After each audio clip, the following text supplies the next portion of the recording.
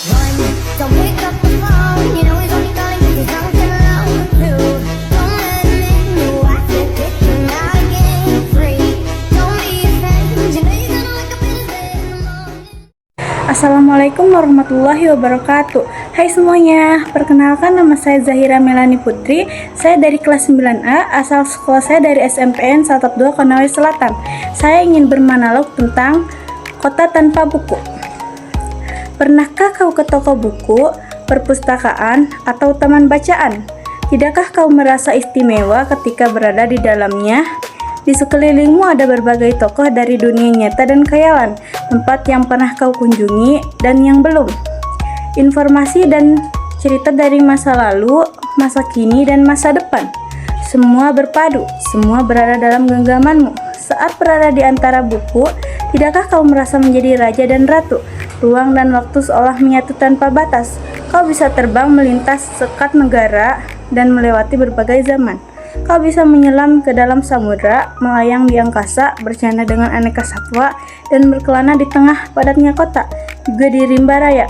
Kau tahu, buku adalah jendela dunia, kunci pengetahuan, dan pintu wawasan. Muhammad Hatta sang proklamator berkata, "Aku rela dipenjara asalkan bersama buku, karena dengan buku aku bebas." Melalui buku, manusia terbebas dari ketidaktahuan. Tempat-tempat yang dipenuhi buku adalah harapan, berkembangnya pengetahuan dan wawasan. Apa jadinya jika kota tanpa buku? Pantaskah dia disebut kota? Di kota itu mungkin kabar datang dari sumber lain, dari koran, televisi, atau internet. Mungkin informasi dan cerita datang dari cerita nenek moyang, bagai dongeng-dongeng sebelum tidur. Irama warganya pun tiada beda, bangun pagi, bertebaran di muka bumi untuk berbagai keperluan, untuk kembali pulang siang atau sore harinya. Setelah itu, mereka berangkat tidur dan memulai lagi hari berikutnya. Semua serupa. Di kota itu, mungkin ada bangunan bernama perpustakaan.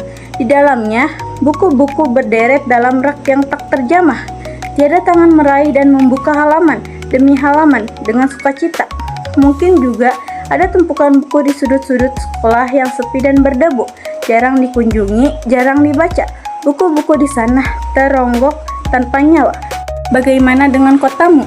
Mungkin kau tinggal di tengah kota yang megah atau di gang sempit, di desa terpencil, di sisi pesisir atau di kaki gunung. Adakah perpustakaan, taman bacaan, atau toko buku di dekat rumahmu? Jika ada, apakah tempat itu menjadi wadah berkumpulnya anak-anak dan warga, menjadi pusat berkembangnya wawasan dan pengetahuan, atau hanya menjadi pajangan? Maukah kau menjadi orang yang menghidupkannya? Kau bisa mengunjunginya dan mengajak teman-teman membaca dan berbagi cerita di sana. Jadikan tempat itu sumber kegembiraan dan pengetahuan. Jika tempat itu belum ada, maukah kau menjadi orang yang mulai menghadirkannya? Kau bisa memulainya dari sebuah sudut di teras rumahmu. Ajak teman-temanmu memulai langkah baru. Jangan biarkan waktu berlalu tanpa buku. Siapapun dirimu, bersahabatlah dengan buku.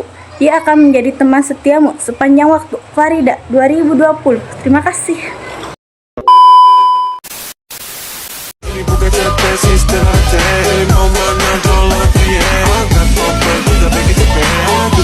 That I can